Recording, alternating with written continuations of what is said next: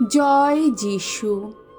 প্রথম পাঠ প্রেরিতদূত যোহনের প্রথম ধর্মপত্র হতে আজকের বাণী পাঠ 2 অধ্যায় 18 থেকে 21 পদ।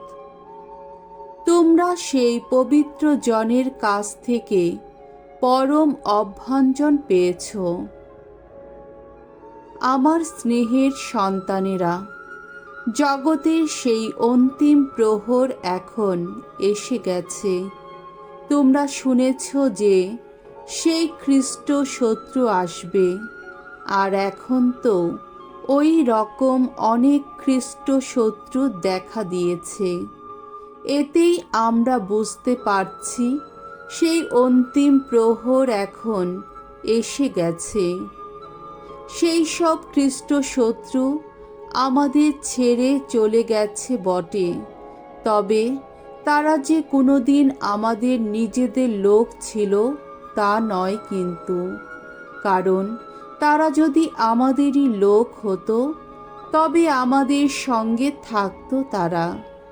সুতরাং তাদের চলে যাওয়াতে এই কথা প্রমাণিত হয়েছে যে তাদের কেউই আমাদের নিজেদের লোক ছিল না। তোমরা কিন্তু সেই পবিত্র জনের কাছ থেকে পেয়েছ পরম অভ্যঞ্জন, আর তাই তোমরা সকলেই লাভ করেছ প্রকৃত জ্ঞান। তোমাদের কাছে আমার এই সব কথা লেখার কারণ এই নয় যে তোমরা সত্যকে জানো না, বরং তার কারণ সত্যকে তোমরা জানোই, আর এও জানো যে সত্য থেকে কোনো মিথ্যায় আসে না কখনো। প্রভুর বাণী। ঈশ্বরকে ধন্যবাদ। সাম সঙ্গীত 96 অধ্যায় 1 থেকে 2 পদ, 11 থেকে 13 পদ। ধো, নভমণ্ডল আনন্দ করুক, উল্লসিত হোক সমস্ত পৃথিবী। ভগবানের উদ্দেশ্যে গাও আজ নতুন গীতিকা। ভগবানের উদ্দেশ্যে গান গাও সমগ্র ধরণী। ভগবানের উদ্দেশ্যে গান গাও, তার নামটির প্রশস্তি করো। প্রতিদিন শোনাও তার ত্রাণ কীর্তি গাথা।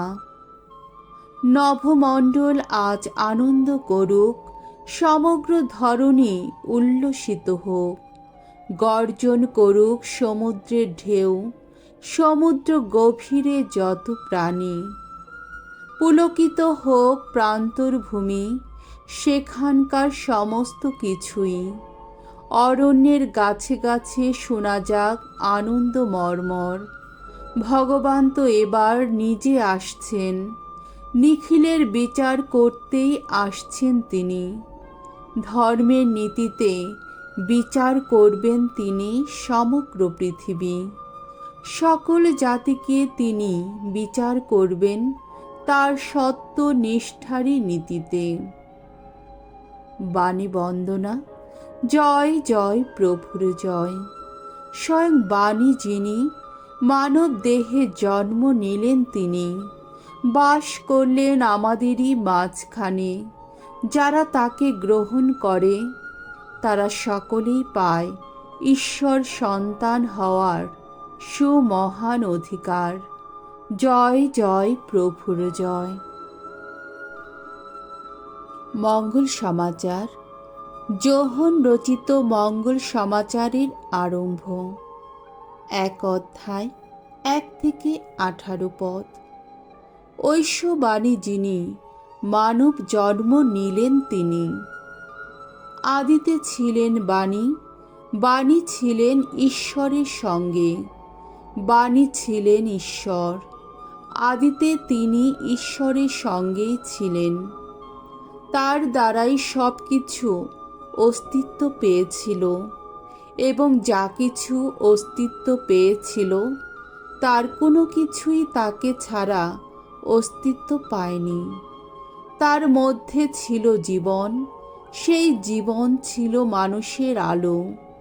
অন্ধকারে সেই আলোর উদ্ভাস, আর অন্ধকার তাকে আচ্ছন্ন করতে পারেনি। ঈশ্বর প্রেরিত একটি মানুষ আবির্ভূত হলেন, তার নাম যোহন। তিনি এলেন সাক্ষী দিতে, সেই আলোরই বিষয়ে সাক্ষী দিতে, তার কথা শুনে যাতে সবার অন্তরে বিশ্বাস জেগে উঠতে পারে। তিনি নিজে সেই আলো ছিলেন না, কিন্তু সেই আলোর বিষয়ে সাক্ষী দিতেই এসেছিলেন। যিনি সেই সত্যকার আলো, যে আলো প্রতিটি মানুষের অন্তর উদ্ভাসিত করে, তিনি তখন জগতে প্রবেশ করছিলেন।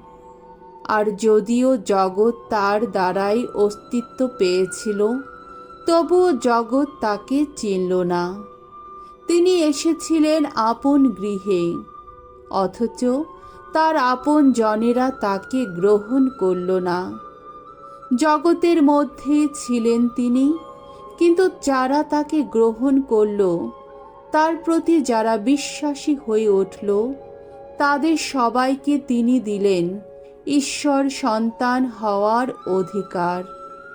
রক্তগত জন্মে নয়, দেহের বাসনা থেকে নয়, পুরুষের কামনা থেকেও নয়, তাদের এই জন্ম ঈশ্বর থেকেই।